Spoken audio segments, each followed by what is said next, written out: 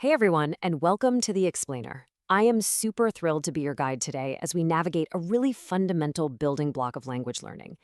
Today, we're taking a definitive look at mastering Spanish cardinal numbers, and we're going to keep our focus totally dialed in, getting you on a crystal clear path from the number 1 all the way up to 20. All right, let's dive right in. Quick question for you before we start counting. Do you happen to know the secret to spelling the tricky Spanish teens? You know, numbers like 11, 14, or 16. Often, learners can speak these numbers just fine, but the second they actually have to write them down, things get kind of fuzzy. So, our goal today is to totally demystify those spellings and lock in the correct pronunciation, with a really special emphasis on that notorious middle group from 11 to 15. The foundation 1 to 10. Now, to get to the complex stuff, we absolutely have to start with the essentials. Think of it like pouring the concrete foundation for a house, right? These first 10 numbers are your non-negotiable building blocks. Literally everything we do later on in Spanish math and number building completely relies on how well you know these first 10 digits. Let's run through the first 5. I'll take it nice and slow, and I want you to really anchor these sounds in your mind.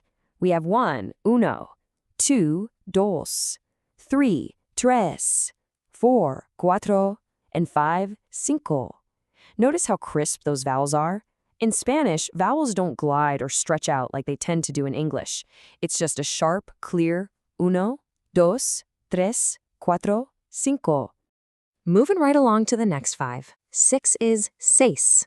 7 is siete. 8 is ocho. 9 is nueve.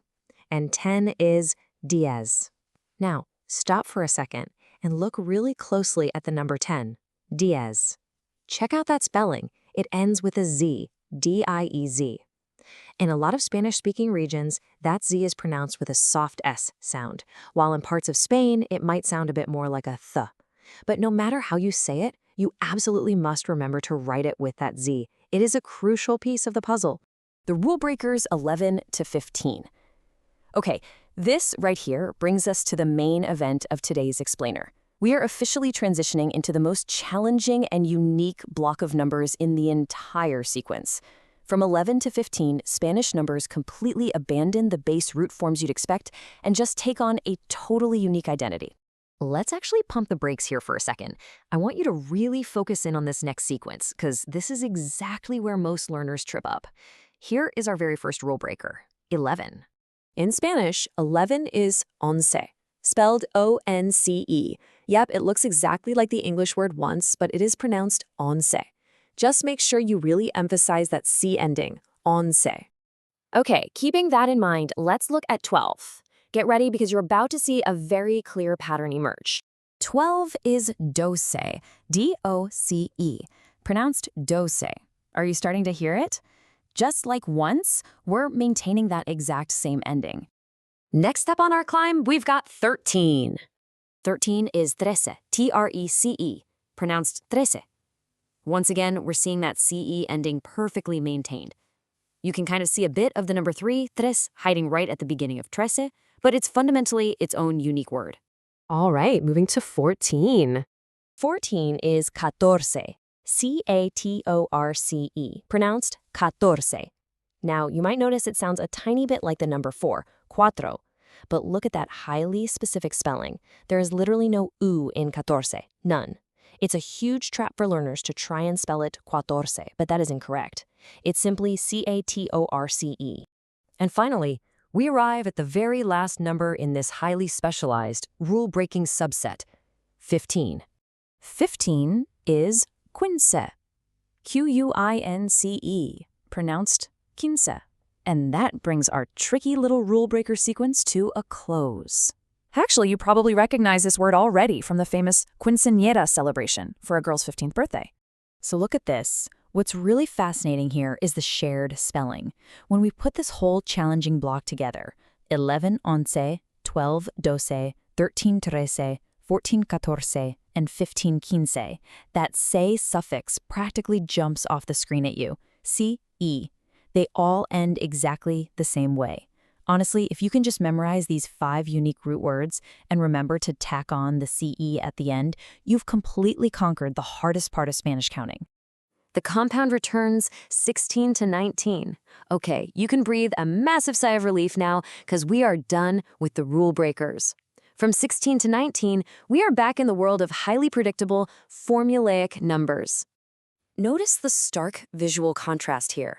Over on the left, we've got the standalone unique words we just learned, like 11 being once and 15 being quince. But look at the right side. For 16, we have 16, and for 19, we have 19.